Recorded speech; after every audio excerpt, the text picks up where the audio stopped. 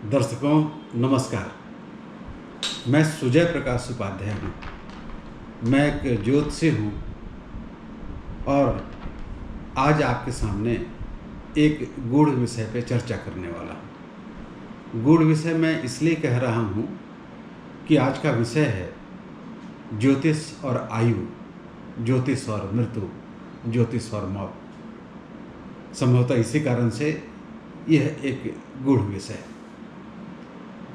जिसने भी इस जिंदगी की सफ़र की शुरुआत की है उसे इस सफ़र को अंत करना ही होगा। जो आया है उसे जाना ही होगा। यही शाश्वत सच है, यही अंतिम सच है, यही जीवन की सच्चाई है।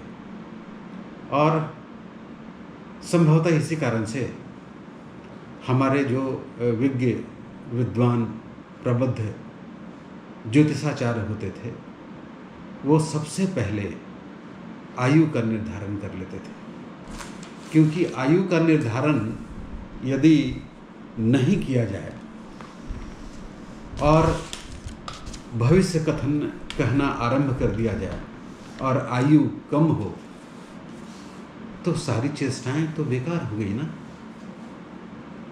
जब आयु ही नहीं है तो कैसा ज्योतिषीय विश्लेषण और ज्योतिषीय विवेचन और कुंडली का गहन अध्ययन।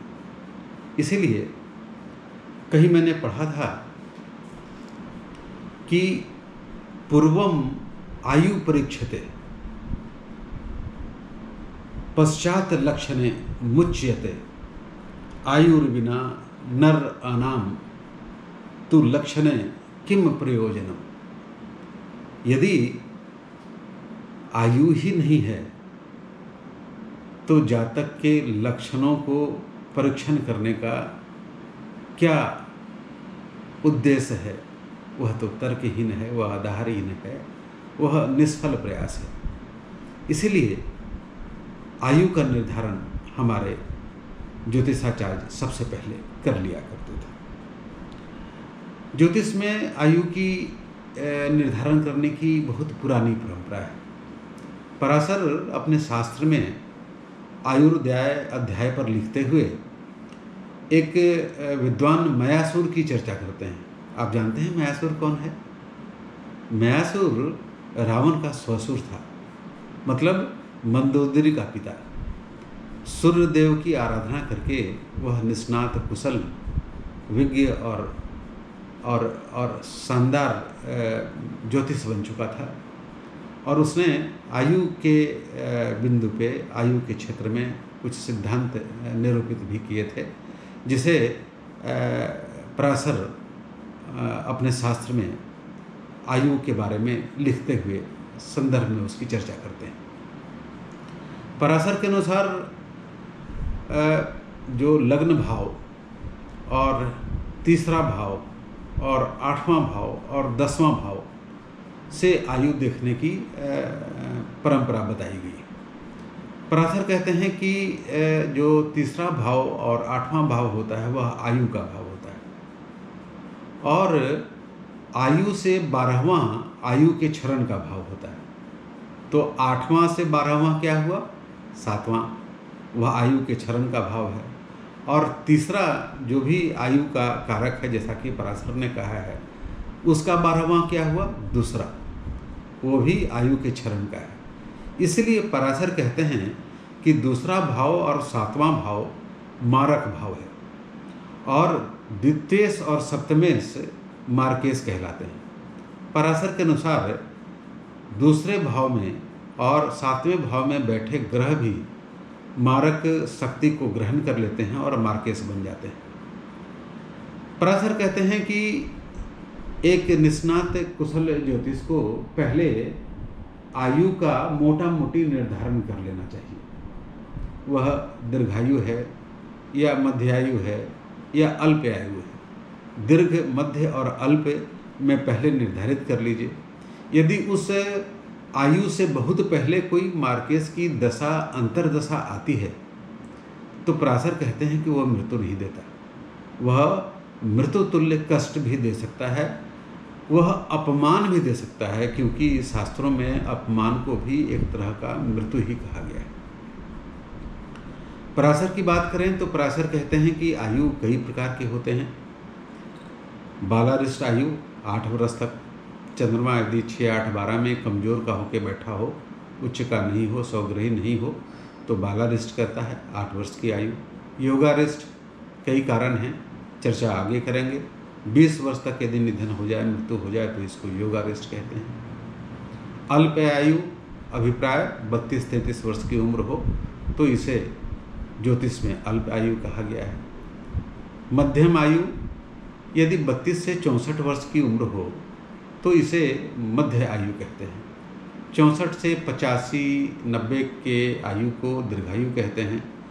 100 वर्ष की आयु को पूर्ण आयु कहते हैं। उससे अधिक की आयु को अस्मित आयु कहते हैं, अमित आयु कहते हैं। और उससे भी एक आगे की आयु की चर्चा पराशर ने की है, उसको वो दिव्य आयु कहते हैं। पौराणिक कथाओं में अश्वत्थामा, हनुमान, लाहिड़ी महाशय के जो गुरु थे, पहाड़ी गुरु, वो उनको भी लोग हजारों वर्ष की आयु कहते हैं। दिव्य आयु दैवीय शक्ति, दैवीय कृपा से आती है। और इधर की बात करें तो देवराहा बाबा को भी आप कह सकते हैं कि उन्हें भी दिव्य आयु प्राप्त थी। कुछ लोगों का कहना है कि वो 200 वर्ष से भी अधिक जीवित रहे।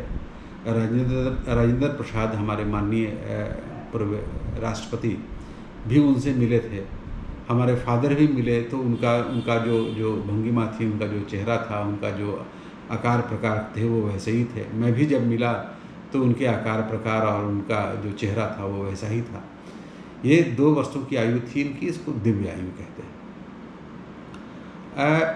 पराशर आयु निकालने के लिए गणित का प्रयोग करते हैं और गणितीय दुर्ह रीति से वह आयु को स्पष्ट करते हैं। जबकि दक्षिण भारत के एक विशिष्ट विज्ञ, प्रबुद्ध, प्रकांड पंडित जेमिनी ने इस प्रक्रिया को थोड़ा सहज और सरल बना दिया। आइए आज हम उस प्रक्रिया की चर्चा करते हैं। जेमिनी के अनुसार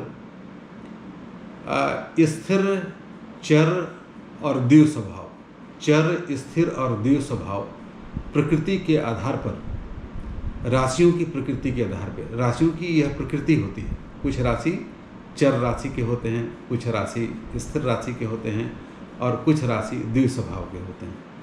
अंग्रेजी में चर राशि को मूवेबल राशि कहते हैं, स्थिर राशि को फिक्स राशि कहते हैं और जो कभी चर कभी स्थिर हो जाते हैं उन्हें म्यूटेबल कहते हैं। तो राशियों के इन प्रकृति के आधार पर जेमिनी ने एक सिद्धांत बनाया, एक नियम बनाया कि इसके आधार पे हम एक तरीका बनाएंगे। और वो तरीका क्या बनाया उन्होंने कहा कि पहले आप लग्नेश और अष्टमेश को देखिए, वो कहाँ और किस राशि में बैठा है। फिर आप यह निर्धारित कीजिए कि वह इन तीनों में से किस तरह की प्रकृति की राशि में बैठा है। क्या वह चर राशि में बैठा है, क्या वह स्थिर राशि में बैठा है, क्या वह द्विव स्वभाव में बैठा है। ये निकालने के बाद आपके पास से कई तरह के विकल्प आएंगे। आप देखेंगे कि दोनों चर राशि में बैठे हैं, दोनों स्थिर राशि में बैठे हैं, दोनों द्विव स्वभाव में बैठे हैं, एक चर में बैठा है, एक स्थिर में बैठा है, एक चर में बैठा है, एक द्विव स्वभाव में बैठा है। ऐसे बहुत सारे परम्यूटेशन कॉम्बिनेशन आपको दिखेंगे। जेमिनी आगे कहते हैं कि आपको दीर्घायु देखना हो तो आप देखिए पहले कि क्या दोनों चर राशि में हैं, मतलब लग्नेश और अष्टमेश क्या दोनों चर राशि में हैं। यदि चर राशि में है तो वो दीर्घायु है। वो आगे कहते हैं कि यदि दोनों में से एक स्थिर राशि में है और एक द्विव स्वभाव में है तो भी दीर्घायु है। मध्यम आयु के लिए वो क्या कहते हैं, मध्यम आयु के लिए वो कहते हैं कि आप लग्नेश और अष्टमेश को देखिए, यदि दोनों द्विव स्वभाव में हैं तो यह मध्यम आयु हुआ। और वो कहते हैं कि उसमें कोई एक चर राशि में हो और एक स्थिर राशि में हो तो भी मध्यम आयु हुआ। अल्प आयु के लिए वो बताते हैं कि लग्नेश और अष्टमेश दोनों यदि स्थिर राशि में हो तो यह अल्प राशि का योग बना। वो ये भी कहते हैं कि यह भी स्थिति हो सकती है कि एक चर राशि में हो और एक द्विस्वभाव में हो।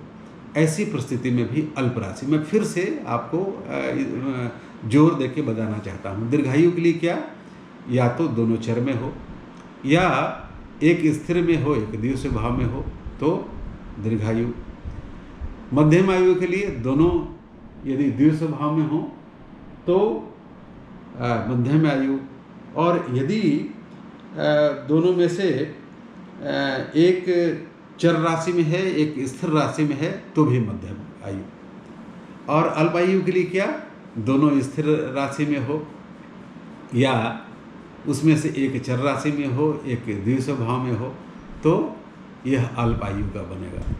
तीनों के लिए उन्होंने ये सिद्धांत बनाया, ये तरीका देख लीजिए। इसमें से यदि दीर्घायु का योग बनता है तो आप उसे दीर्घायु कहिए, मध्यम आयु का योग बनता है तो आप उसे मध्यम आयु कहिए, अल्प आयु का योग बनता है तो उसे अल्प आयु कहिए। जेमिनी यहीं पे नहीं रुकते, जेमिनी कहते हैं केवल लग्नेश अष्टमेश से काम नहीं चलेगा, आप कई और तरीके से देखिए। कैसे देखिए, आप उसके लग्नेश को देखिए कहाँ बैठा है, उसके शनि को देखिए कहाँ बैठा है, फिर यही तरीका अपनाइए। फिर आप क्या कीजिए, फिर आप चंद्रमा को देखिए और शनि को देखिए दोनों किस किस राशि में बैठे हैं, फिर यही तरीका अपनाइए। फिर क्या वो कहते हैं, फिर वो कहते हैं कि आप अपना लग्नेश लग्न को देखिए और अपना होरा लग्न देखिए। होरा लग्न आप जानते हैं, होरा लग्न में दो ही राशि होती है, सिंह राशि और कर्क राशि। तो आप देखिए कि आपका लग्नेश क्या है और आपका होरा में कौन सा लग्न है, और फिर यही विधि अपनाइए। दोनों चर हो जाए, दोनों कोई एक स्थिर हो एक द्विस्वभाव हो, क्योंकि जो जो जो जो सिंह राशि है वो द्विस्वभाव का होता है और कर्क राशि जो है वह चर राशि का होता है, सिंह स्थिर राशि। तो उसके आधार पे आप यह तय कीजिए कि यह किस तरह की आयु बनती दिखती है। जेमिनी ने और भी एक बात कही, उन्होंने कहा कि ये जो 3-4 तरीका है जिससे आपने आयु का निर्धारण किया, तो सामने एक स्वाभाविक कुतूहल यह हो सकता है कि तीनों में से या चारों विधि से देखने पे कुछ दीर्घायु का आया, कुछ मध्यम आयु का आया, कुछ अल्प आयु का आया, तो हम क्या करेंगे। तो वह कहते हैं कि चारों में से यदि दीर्घ का ज़्यादा है तो आप दीर्घायु कहिए, चारों में से मध्यम आयु अधिक बार आए तो मध्यम आयु कहिए, चारों विधि में से यदि अल्प आयु ज़्यादा बार आए तो आप अल्प आयु कहिए। ऐसी विधि उन्होंने बतलाई। आयु का जो प्रश्न है यह साधारण प्रश्न नहीं है, ये बड़ा दुरूह प्रश्न है, बहुत कठिन प्रश्न है, और यह हमेशा सटीक इसलिए नहीं बैठता कि हमारे ज्योतिष में बहुत सारे परमुटेशन कम्बिनेशन बताए गए हैं। उसमें बताया यह गया है कि यदि शनि अच्छी अवस्था में हो तो वह आयु को बढ़ा देता है। उसमें यह भी कहा गया है कि राहु के दोष को बुध दूर कर देता है, राहु बुध के दोष को मंगल दूर कर देता है, राहु बुध मंगल के दोष को शनि दूर कर देता है, राहु मंगल बुध शनि के दोष को बृहस्पति दूर कर देता है, राहु बुध मंगल शनि और बृहस्पति के दोषों को चंद्रमा दूर कर देता है, और इन चारों के दोषों को सूर्य दूर कर देता है।